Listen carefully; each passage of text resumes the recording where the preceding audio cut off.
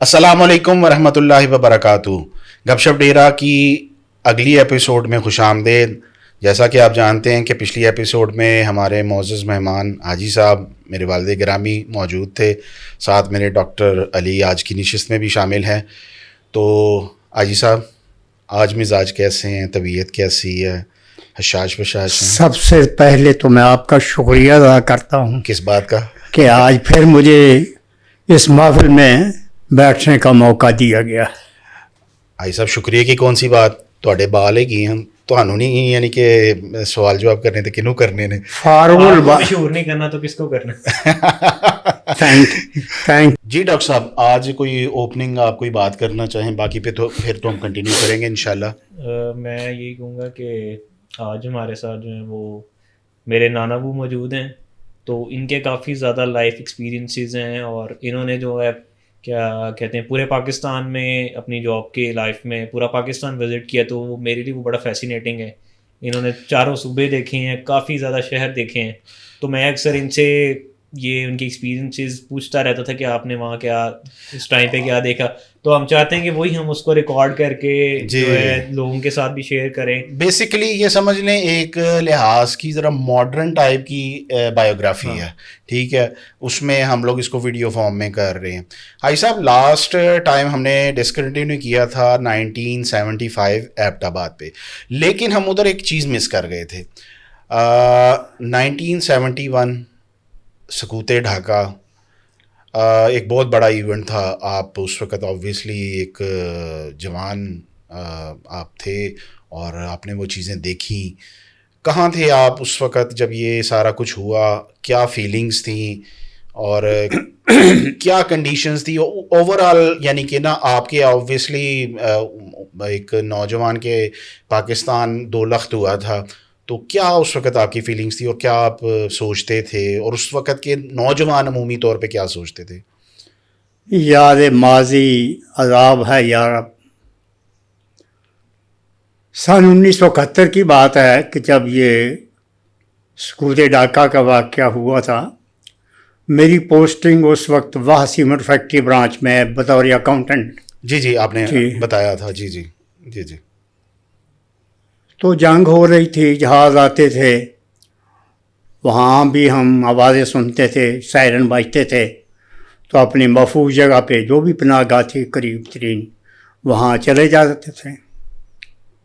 نہیں, اس جب 71 کی وار ہوئی تھی تو وہ سارا کچھ ادھر مغربی جو پاکستان تھا, یعنی کہ جو بنگلہ دیش تھا, اس حصے میں انریسٹ کی سچویشن جو تھی, تو کیا ادھر بھی وہ حالات تھے؟ یہاں پہ بھی کوئی جنگ کے آثار تھے, جس طرح لاہور کا بارڈر ہو گیا, اور یہ ٹینشنز وغیرہ ادھر بھی تھیں ساری؟ یہ سارا کچھ ادھر بھی تھا ادھر بھی تھا, یہاں تک کہ جو واقعات اس وقت کے اس پاکستان موجودہ بنگلہ دیش میں ہو رہے تھے اس کی خبریں ہم ریڈیو ٹی وی پہ جو بھی اخبار پڑھتے تھے تو بہت دل ٹوٹتا تھا.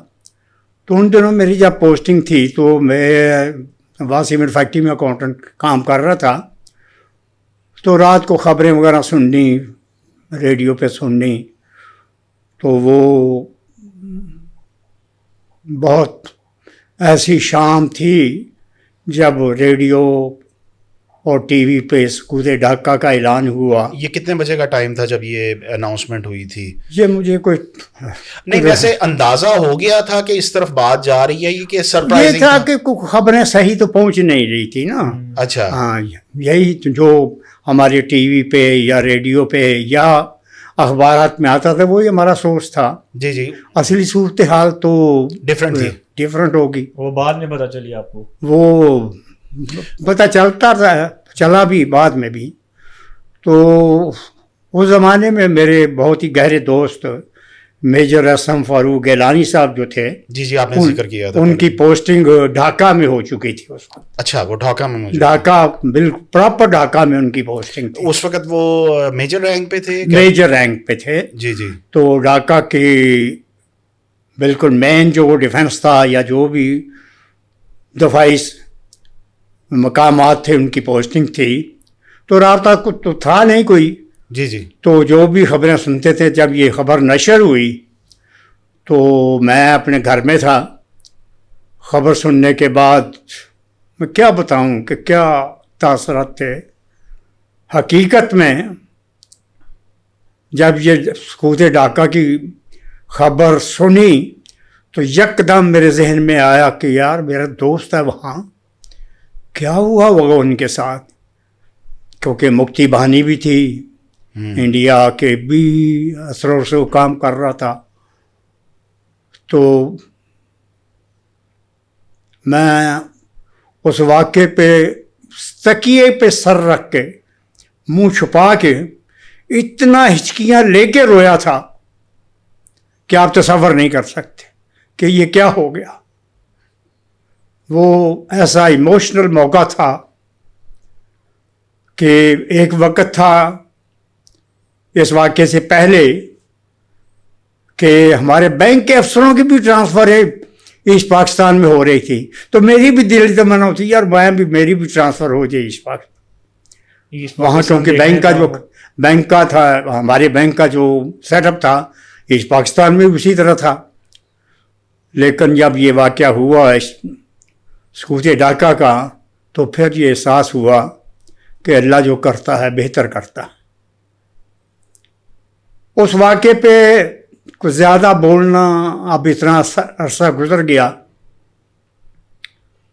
دو بھائی اکٹھے رہتے تھے، حتیٰ کہ ہماری ٹریننگ میں بھی جب ہم بینک میں شامل ہوئے، ہمارے آدھے ساتھی یہاں سے ڈھاکہ ٹریننگ پہ گئے، وہاں سے لوگ ہمارے ساتھ اس وقت ایسٹ پاکستان سے یہاں کراچی تشریف لائے ہوئے تھے.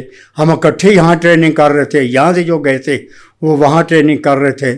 اور اس واقعے کے بعد تو پھر آپ کو پتہ ہی ہے کہ ہمارے جذبات کیا ہوں. اچھا حاجی صاحب، آپ نے جیسا ذکر کیا کہ وہ آپ کے دوست جو تھے میجر صاحب، وہ جب یہ سارا معاملہ ہوا تو آپ کو ان کے متعلق کوئی خیر خبر تھی؟ کیا معاملات تھے؟ کس طرح کیا؟ اس وقت تو کسی کی کوئی خیر خبر نہیں تھی، کوئی رابطے کٹ چکے تھے، کسی قسم کا بھی رابطہ نہیں تھا. وہ ڈھاکہ کی گراؤنڈ میں جو سرنڈر ہونا تھا وہ ہو چکا تھا، وہ بھی ٹی وی وغیرہ بھی آ چکا تھا. اس سے بھی دل خون کے آنسو روتا تھا. بعد میں جتنے بھی ہمارے فوجی تھے ان کو قیدی بنا کے انڈیا شفٹ کر دیا گیا، مختلف کیمپوں میں رکھا گیا. تو یہ جب کیمپوں میں شفٹ ہو گئے پھر کسی نہ کسی طریقے سے کوئی رابطہ ہوا کہ کون سے کیمپ میں ہیں. اچھا، خیریت کا پتہ لگا؟ کچھ پتہ چلا جی. تو پھر یہاں سے پاکستان سے بھی لوگ اپنے اپنے عزیزوں کو، مجاہدوں کو، فوجیوں کو تحائف بھیجتے تھے، کوئی نہ کوئی جو بھی. تو میں اس وقت واکنڈ میں ہی تھا، تو میں نے اپنے چچا کو گجرا والا ٹیلی فون کیا. تو انہوں نے انارکلی میں بڑی عنایت اللہ والوں کی بہت مشہور و معروف جی جی دکان ہوتی تھی، وہاں وہ گفٹ بنتے تھے. تو وہ گفٹ بنا کے میری طرف سے کیا بھجوایا تھا آپ نے؟ کچھ سویٹر کچھ اس طرح، مجھے نہیں پتا کہ کیا پیک کیا تھا، پر وہ ان کے نام پہ پہنچ گئے تھے.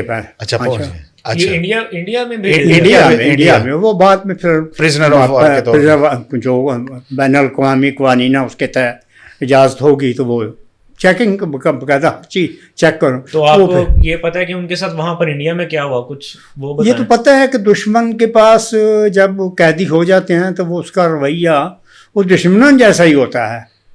وہ کوشش کرتے ہیں کہ کوئی راز بھی لگوائیں، لیکن یہ ہے کہ ہمارے فوجی اس قدر دلیر اور استقامت والے لوگ ہیں کہ چھوٹی موٹی ان چیزوں پہ وہ کوئی ایسا راز نہیں بتاتے. بعد میں میرے دوست نے بتایا کہ وہاں ہمیں بڑا تشدد کا نشانہ بھی بنایا جاتا تھا کمر پہ، جہاں بھی ان کے. تو لیکن اللہ کا شکر ہے کہ وہ ان کے پائے استقامت میں کوئی لڑکھڑاہٹ نہیں آئی. آپ کی خط و کتابت پھر ہوئی تھوڑی بہت بس بہت زیادہ تو نہیں، لیکن یہ تھا کہ خیر خیریت کا پتہ چلتا رہتا تھا. اچھا، آپ نے یعنی کہ یہاں سے تحائف بھجوائے جی، تو انہوں نے پھر خط وغیرہ آپ کو لکھا اور باقی بس اب تو اتنا عرصہ گزر گیا اب ہر چیز تو یاد بھی آپ نے ایک دفعہ ذکر کیا تھا کہ انہوں نے وہاں سے نا بطور قیدی وہاں سے کوئی آپ کو ایک دفعہ کوئی تحفہ بھیجا تھا. وہ یہ تھا کہ وہ قید میں اپنے آپ کو بزی رکھنا چاہتے تھے، کیونکہ سب سے بڑی جو پرابلم ہوتی ہے یہی ہے کہ وہ ڈل ہو جاتا ہے انسان تنہائی میں قید میں، کیونکہ وہ ماحول ایسا ہے تو وہ اپنے آپ کو بزی رکھتے. تو وہاں جو تولیے شولیے ان کو جو ملتے تھے نا، تو وہ کہتا ہے کہ میں تولیے سے ان پہ سوئی اور دھاگے سے اس کو مسلح کی صورت دیتے تھے. اور وہ پھر اس نے مجھے بھی وہ گفٹ کیا وہاں کا قیدی کے کیمپ کے دوران جو اس نے مسلح تیار کیا تھا، وہ بڑا عرصہ میرے پاس رہا. ہم بطور اسے مسلح استعمال بھی کرتے رہے. تو یہ وہ اپنے آپ کو مصروف رکھنے کے لیے. اچھا، اس دوران وہاں پر قید کے دوران کچھ میں نے ہسٹری میں پڑھا بھی ہے کہ کچھ قیدیوں نے فرار ہونے کی بھی کوشش کی اور کچھ ہوئے بھی، کامیاب بھی ہوئے. تو کیا پاکستان کی ایک اس وقت کے میجر ہی تھے، نام نہیں میں لوں گا، وہ فرار ہو کے پاکستان پہنچے تھے. اچھا اچھا اچھا اچھا. تعلق میرا ان کا فیصل آباد سے تھا، بعد میں وہ سیاست میں بھی آئے. ہاں ماشاء اللہ ان کی اور اچھا، یہ کب پھر ان کی یعنی کہ معاہدہ ہوا اور یہ قیدیوں کو رہا کیا؟ کتنے سال یہ رہے ادھر قید میں؟ جتنا عرصہ بھی رہے قید میں رہے. آخر پھر یہ واگا بارڈر کے تھرو واپسی شروع ہوئی. اچھا اچھا، واپسی شروع ہوئی، پھر رابطے ہوئے ہمارے. تو اس وقت جو شملہ معاہدہ تھا اس کے مطابق جو بھی تھا، وہ جو بھی اس وقت کی دونوں حکومتوں تھیں، جو بھی بین الاقوامی قوانین کے تحت رابطہ ہوا، فیصلہ ہوا، اس کے تحت قیدیوں کا تبادلہ ہوا. یہ روز ٹی وی پہ وہ جو واگا بارڈر پہ کراس ہوتا تھا تو وہ تصویریں وغیرہ دیکھتے تھے. یہ بھی پھر یہاں تشریف لے آئے، سارے ہمارے دوست بھی آ گئے، کیونکہ وہ ان کا تعلق اس وقت کے ضلع سیالکوٹ اور آج کل کے موجودہ نارووال ڈسٹرکٹ شکرگڑھ تحصیل میں ان کا بہت مشہور و معروف گاؤں ہے. اس گاؤں کی بہت بڑی ہستیاں وقت کے لا منسٹر رہے ہیں. ایوب خان کے لا منسٹر رہے ہیں وہاں کے، ماشاء اللہ جسٹس رہے ہیں. ان کے عزیز تھے؟ جی عزیز ہی تھے. بالکل میں زیادہ نہیں بتانا چاہتا. اچھا چلیں، اب ہم لوگ دوبارہ آپ کو ایبٹ آباد لے کے چلتے ہیں. ایبٹ آباد آپ کی ٹرانسفر ہو گئی. اچھا میرا ایک سوال ہے جی، یہ کافی سیریس ڈسکشن ہو گئی ہے.